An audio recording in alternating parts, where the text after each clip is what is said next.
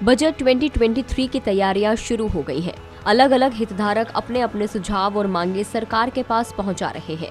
इस बीच बैंकों की तरफ से भी एक मांग सरकार तक पहुंचाई गई है। यदि ये मांग मान ली जाती है तो इससे एफडी के निवेशकों को बहुत तगड़ा फायदा होगा। क्या है ये मांग और कितनी है इसके पूरा होने की उम्मीद, जानते हैं इस वीडियो में। दरअसल बैंकों के सामने बीते कुछ महीनों में कई बार नकदी का संकट खड़ा हो चुका है। कर्ज की मांग तो बढ़ी है, लेकिन उसके रेशियो में बैंकों में होने वाले डिपॉजिट्स में बहुत ज्यादा उछाल देखने को नहीं मिला है।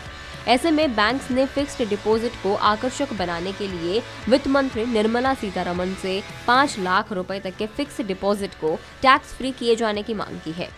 अगर भारत के बैंकों की मांग मान ली जाती है तो आपकी 5 लाख रुपए तक की एफडी टैक्स फ्री हो सकती है।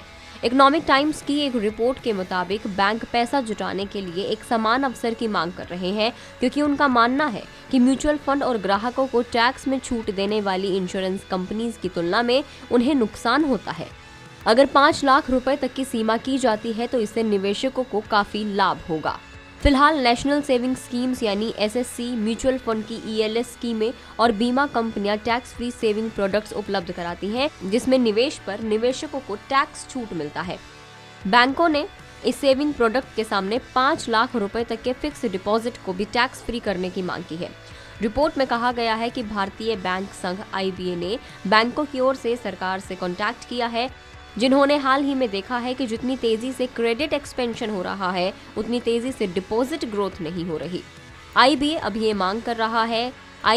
ये मांग इसलिए कर रहा है क्योंकि सरकार बजट सत्र की तैयारी कर रही है और वार्षिक बजट तैयार करने में व्यस्त है, जिसे फरवरी में वित्त मंत्री निर्मला सीतारमण द्वारा पेश किया जाएगा।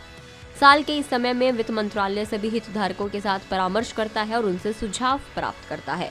बता दें कि क्रेडिट और डिपॉजिट ग्रोथ के बीच की खाई चौड़ी होती चली गई है।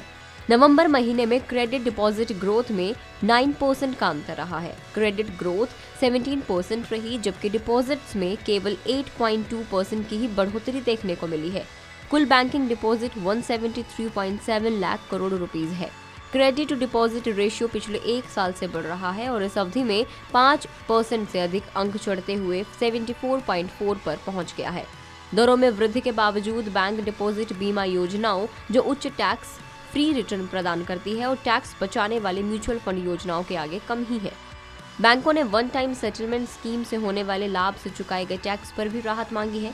वित्त मंत्रालय के सामने एक और मांग है और ये मांग पेंशन योजना से संबंधित है। नेशनलाइज्ड एंड कोऑपरेटिव बैंक्स ने मांग की है कि पेंशन योजना में अमेंडमेंट किया जाए और इसे पे कमीशन जैसे स्ट्रक्चर के तहत लाया जाए, जो समय समय पर ऑटोमेटिकली अपग्रेड हो जाती है। वर्तमान में सरकारी बैंकों में वेतनमान यूनियंस और प्रबंधन के बीच द्विदलीय समझौता द्वारा तय किया जाता है। अब देखना ये होगा कि क्या बजट में सरकार इस मांग को मानती है या नहीं। आपका इसके बारे में क्या कहना है, हमें कमेंट करके ज़रूर बताइए। अगर आप इस वीडियो को फेसबुक पर देख रहे हैं तो फेसबुक पेज को लाइक करें और अगर आप यूट्यूब पर देख रहे हैं तो यूट्यूब चैनल को सब्सक्राइब करना ना भूलें।